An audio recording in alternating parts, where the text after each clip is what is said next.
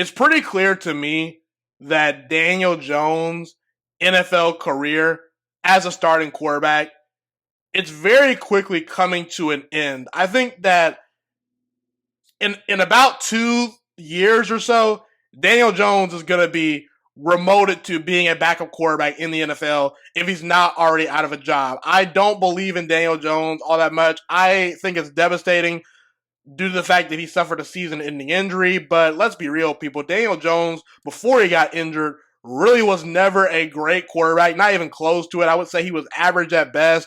I mean, this year, and we were in year number 5, people, 2 touchdowns, 6 interceptions, looked like one of the worst starting quarterbacks in the NFL. A lot of people were trying to argue saying, oh, Daniel Jones, he needs more time. It's year number 5, people, and if the cookies are still baking by year number 5, I think you need to get a different recipe. I think you need to scratch these ingredients and just start all over, clean out the kitchen, because this is not going to be the lean cuisine you thought it would be. And you looked at Daniel Jones and the Giants last year, and yes, they made the playoffs. Yes, they won a playoff game. They had a good moment. They were a good story for about a year. But there's been a lot of teams and a lot of players that have had one great moment, one great storyline within a year. Heck, people, Marcus Mariota won a playoff game at one point. Is Marcus Mariota a dynamic quarterback? No, he's a backup. We all know this, okay? The question was, could Daniel Jones follow up his success with even more success? And in the small sample size we got this season, he failed miserably. He just flatly failed miserably. And I can make the argument Daniel Jones is the worst starting quarterback in the National Football League because right now he's not even the best quarterback on his own roster. Tyrod Taylor is a better decision maker. He's a better thrower of the football. He's flatly more talented, and he's a better overall leader because I think that the Giants recognize he's a veteran and he's played a long time, has some success in the NFL, kind of bounced around a little bit, I will admit. But Brian Daboll trusts Tyrod Taylor to make high-level throws much more than Daniel Jones. You see it in the play calling. It seems like every time Brian Daboll is coaching Daniel Jones, he's giving him a pacifier. He's holding his hand. It's like, Daniel Jones, just don't make mistakes. Let's rein it in. You can't throw the ball down the field because we know you're going to turn the ball over. It's going to lead to a disaster, and you're going to make mistakes, and it's just a mess. Daniel Jones is a limited football player, and it's glaringly obvious. We saw it at Duke.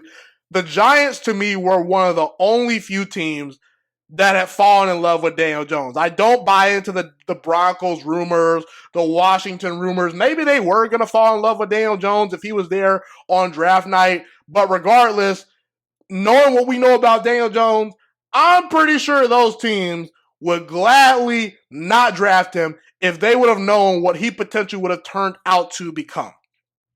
And look, when I say Daniel Jones is the worst starting quarterback in the NFL, it's not a troll job. I flatly believe right now, if you were to look at starting quarterbacks across the landscape of the NFL, if you were to put them all in a draft and say, okay, who's going to go in order, Daniel Jones probably would be the last pick of that draft if you are looking at long-term success because he's already been injured. And even guys like Bryce Young is not even out of year number 1, people.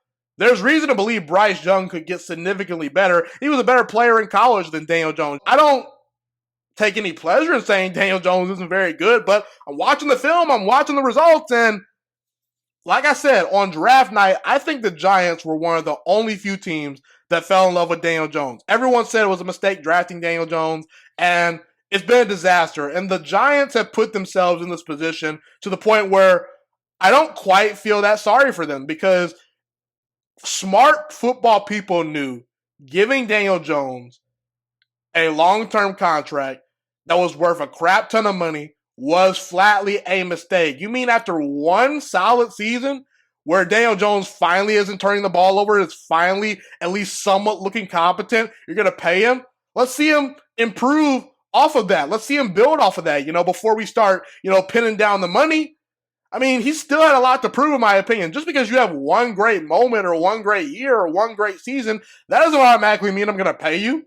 Why would I do that? I mean, Jameis Winston has flashed a couple of years, back when he was in Tampa Bay. He's flashed in moments at times.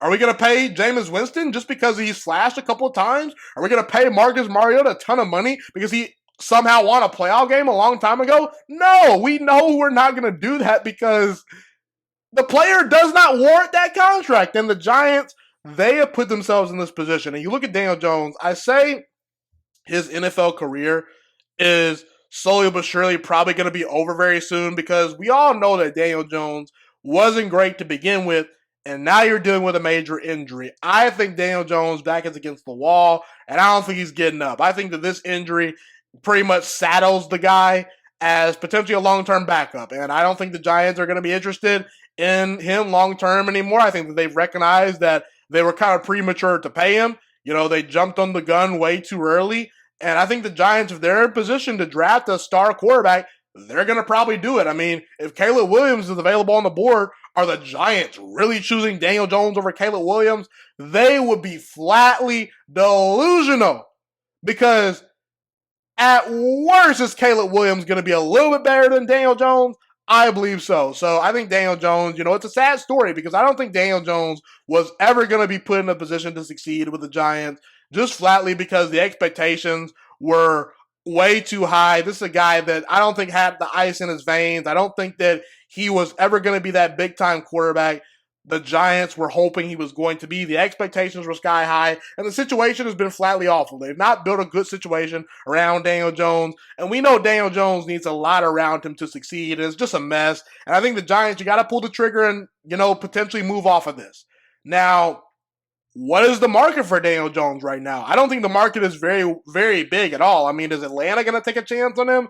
Are the Patriots maybe going to take a chance on him? I don't think he's a Patriots-type quarterback. I don't think he would provide any more juice for the Falcons' offense. I really don't. I think that he's a limited player with limited upside and now coming off a major injury. So, unfortunately for Daniel Jones, I kind of feel bad for the guy, but good for him that he got paid because, boy, oh boy, if he hadn't got that big-time contract, man, he would have, been out of a couple millions of dollars for years to come, but he's set for life probably financially, so good for him, good for his agent. But in terms of being on the football field, Daniel Jones is not the type of quarterback you want. Now, coming off a major injury, I don't see much light in the tunnel for the guy.